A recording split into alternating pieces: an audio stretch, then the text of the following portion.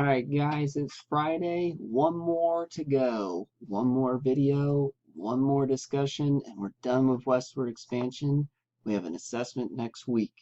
Hope you guys are doing really well. Today we're going to be talking about the California Gold Rush. So we got all this new land in the United States. Everything that we acquired from Mexico, whether it be Texas, whether it be Nevada, New Mexico, Arizona, and California, of course. It all belongs to the United States now. That Treaty of Guadalupe Hidalgo gave it to us all. Now, for the most part, it was mostly farmland and also very unpopulated. To put in perspective, there was more people in New York City at this time than the entire state of California. Cities that, like San Francisco, only had like 200 people in them because there wasn't really a whole lot of big draw to California. It's not like a day and age where you can just fly there or take a train. It would take some serious effort to get there. It better be worth it at that point. And then it was suddenly worth it at that point, at Sutters Mill. So there was a sawmill in Coloma, which is a small town northeast of Sacramento, which is also the state's capital, which is also where the Sacramento Kings play. If I haven't gotten your attention as far as where Sacramento is, it's in California.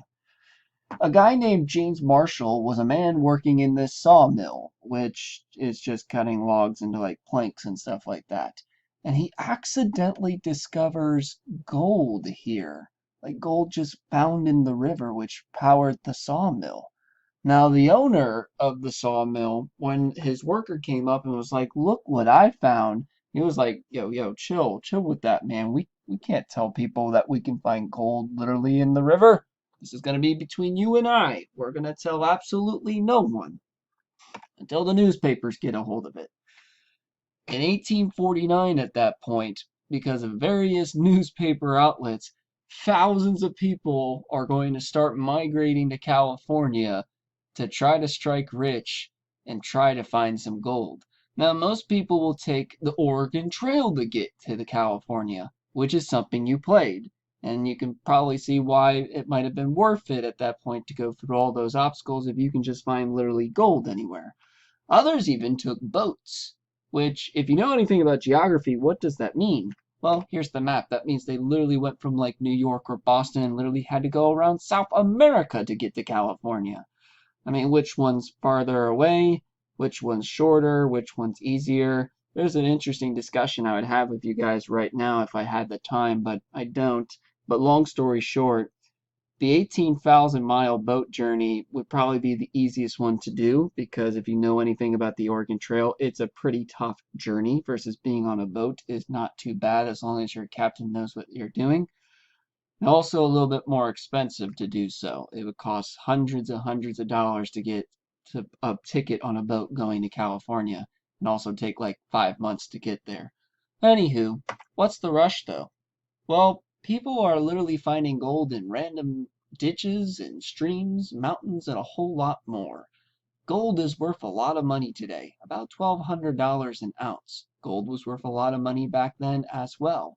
And the whole principle of finders, keepers, losers, weepers, it still applies. Even the Romans believed in that. So if you found some gold on the ground, it was yours.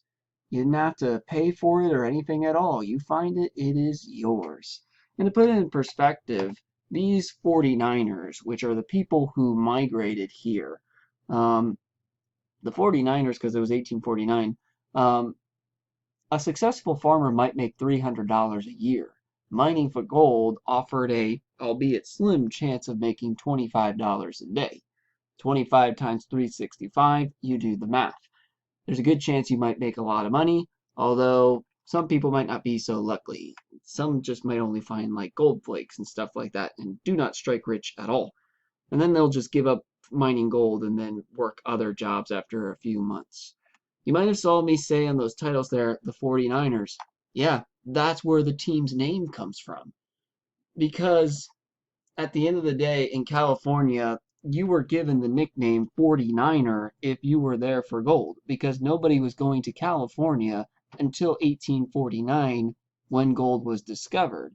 So people would call them, yo, you're a 49er. You only came here for the gold or something like that.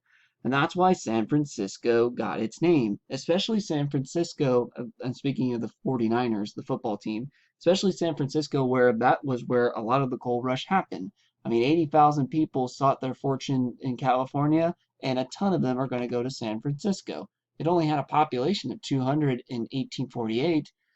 Today, the city has 800,000 people, and if you live in the Bay Area, over 7 million people. It's one of the biggest cities in the world. Anywho, now, people from all around the world rush to California in search for gold, and that's why California has the diversity it has in the United States today. It's one of the most diverse states we have. Same with Florida, same with like New York, because a lot of immigrants are going to go to these places. But what kind of people? Well, you had people like the Chinese who were escaping war and poverty. You had Europeans and Latin Americans seeking riches. Most of these people groups are going to experience discrimination as well as scapegoating for others' failures, i.e., Americans.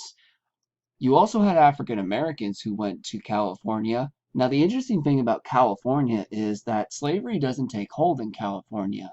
In fact, the people there didn't like slavery. If you were coming to California to mine for gold, then you should do it by your own hands. They didn't want people to bring like 10,000 slaves to mine the gold. They're like, yo, you mine your own gold, bud. Which was interesting.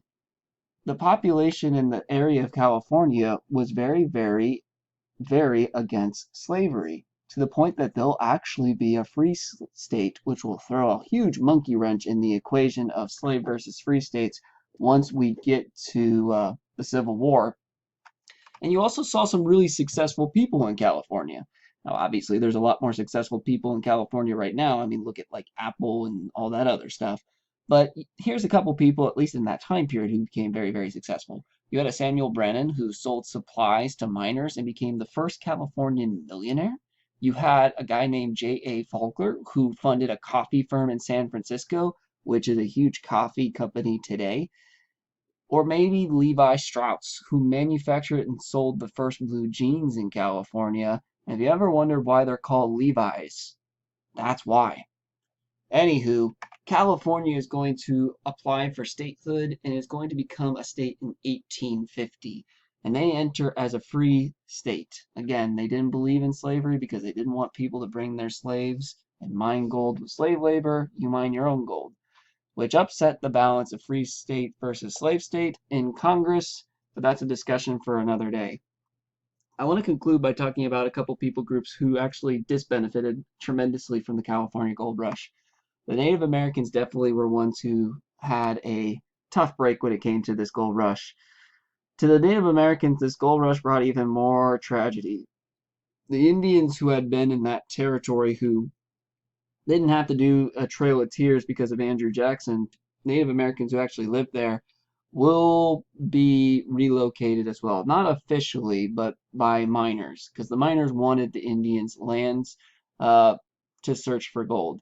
Nearly 100,000 Native Americans are going to die because of the California gold rush. Now, this isn't a war, this isn't a Trail of Tears, this is literally miners going in trying to get rich. And yet, as a result, 100,000 Native Americans are going to die. I mean, if you have this land that you have and it's your hunting lands and some miners kick you out of it and then suddenly you're relocated to a desert, guess who's starving? And the people who were there before, known as the Californios, the old ruling families of California, the people that had been there since Mexico had owned California. Well, with a whole bunch of new people, specifically Americans coming to California, these guys are not going to benefit at all from a California gold rush. In fact, these people are going to be discriminated by the new people coming into California, and it won't be really nice for them at all. Anywho, that concludes it when it comes to the California Gold Rush. Make sure you guys do the worksheet for the California Gold Rush and keep these worksheets all together, whether it be this one, the one from yesterday, the ones from like the Oregon Trail, the one from Andrew Jackson's and stuff, because you're going to need them for your assessment next week. Stay tuned.